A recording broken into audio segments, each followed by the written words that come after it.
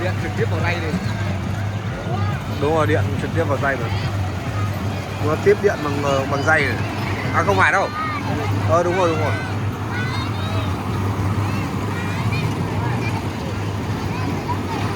Nhưng mà đây là điện một pha thôi, chắc là một pha thôi. Thì một pha mát ở dưới đất này nó lên này.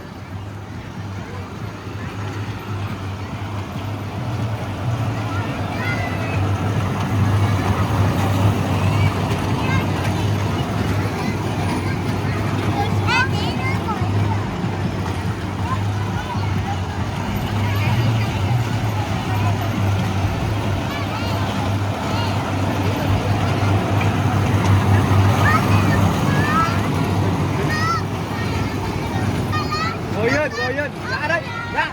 Ôi